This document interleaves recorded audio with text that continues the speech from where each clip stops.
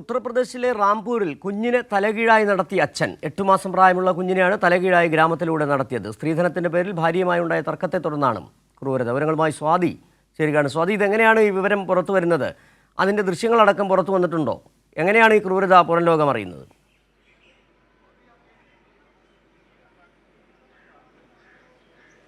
സിജു, ഉത്തർപ്രദേശിലെ റാംപൂരിലാണ് ഇത്തരത്തിലൊരു വേദനാജനകമായ സംഭവം ഉണ്ടാകുന്നത്. 8 മാസം മാത്രം പ്രായമുള്ള കുഞ്ഞിനെയാണ് സ്ത്രീധനത്തിൻ്റെ പേരിൽ ഭാര്യയുമായും ഭാര്യയുടെ കുടുംബാംഗങ്ങളുമായി ഉണ്ടായ തർക്കത്തെ തുടർന്ന് കുഞ്ഞിനെ തലകീഴായി നടത്തിക്കുന്ന ദൃശ്യങ്ങൾ പുറത്തു വന്നിട്ടുള്ളത്. ഇത് സംബന്ധിച്ച ചിത്രങ്ങൾ സോഷ്യൽ മീഡിയയിലൂടെ പുറത്തു വന്നതിന് പിന്നാലെയാണ് പോലീസ് ഈ വിവരം അറിയുന്നത്. എന്നാൽ ഇതുവരെയും ഇത് സംബന്ധിച്ച ഒരു നടപടി UP പോലീസ് എടുത്തിട്ടില്ല.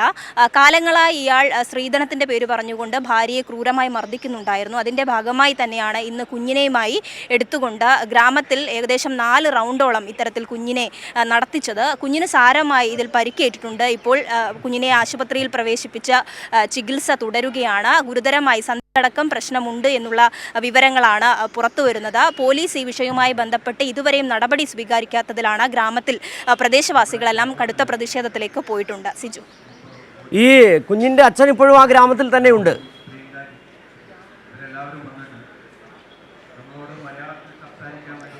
നിലവിൽ ഇയാൾ ഇപ്പോൾ ഒളിവിലാണ് എന്നുള്ള വിവരമാണ് ലഭ്യമാകുന്നത്. ഇയാളെ പിടികൂടാനുള്ള എല്ലാ കാര്യങ്ങളും പോലീസ് നടത്തുന്നു എന്നുള്ള കാര്യം ഇപ്പോൾ അറിയിച്ചിട്ടുണ്ട് എങ്കിൽ പോലും ഇയാളെ ഇതുവരെയും പിടികൂടാൻ കഴിഞ്ഞിട്ടില്ല.